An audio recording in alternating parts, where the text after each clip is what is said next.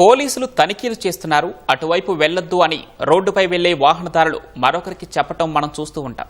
మరో అడుగు ముందుకేసిన ఏకంగా వాట్సాప్ గ్రూప్ ఏర్పాటు చేసుకుని సమాచారాన్ని పంచుకున్నారు. పోలీసులు ఇటువైపు రావద్దు మామా అని పెద్దపల్లి జిల్లాలోని కొందరు యువకులు వాట్సాప్ గ్రూప్ నిర్వహిస్తున్నారు.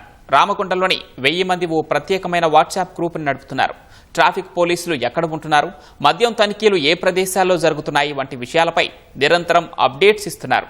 మెసేజ్లు చూసిన వెంటనే ఆ ప్రాంతాలకు వెళ్లకుండా ముందు జాగ్రత్త పడుతున్నారు. ఇటీవల జరిగిన ఓ డ్రంక్ అండ్ డ్రైవ్ టెస్ట్లో గ్రూపు భాగోతం బయటపడింది.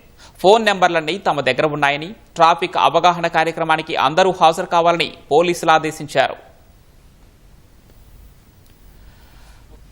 మామూలు గ్రూప్లో ఒక్కసారి నేను ఎంట్రీ కాగానే అందరు లెఫ్ట్ అయిపోతారు. మామూలు అట్లా వెళ్ళిపోకండి. మీ అందరి నెంబర్లు ఆల్రెడీ సేవ్ చేసుకున్నా, ఫొటోస్ అన్నీ క్యాప్చర్ చేసుకొని పెట్టుకున్నా. అందరు ఉండండి, ఏమి ఇబ్బంది లేదు. మీ అందరితో పాటు సపరేట్ అవేర్నెస్ ప్రోగ్రామ్ పెడతాను. ఎవరు భయపడకండి, రండి. ఫస్ట్ నేను చెప్తాను, టైం చెప్తాను, అందరు కలిసి రండి. అందరు కలిసి వచ్చినాక మీకు అవేర్నెస్ ప్రోగ్రామ్ పెడతా, ఓకేనా? ఆగమాగం కాకండి. ఆ గ్రూప్ అడ్మిన్ ఎవరో చేంజ్ అయిపోయింది, దెబ్బ గ్రూప్ అడ్మిన్ కూడా తీసేసుకున్నాడు. జాగ్రత్త, ఏం టెన్షన్ పడాల్సిన అవసరం లేదు. అందరు అందుబాటులో ఉండండి. ఇదే గ్రూప్ నుంచి వెళ్ళి అవేర్నెస్ ప్రోగ్రామ్ అరేంజ్ చేస్తాను, టెన్షన్ పడకండి.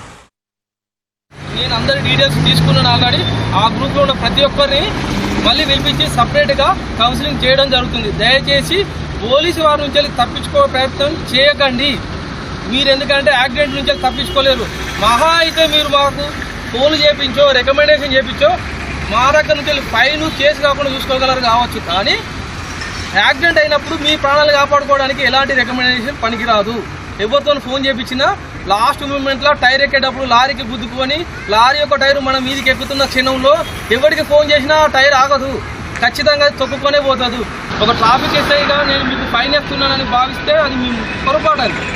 నా చేత ఎంతోమంది ప్రాణాలు కాపాడబడ్డాయి, అది గుర్తించండి.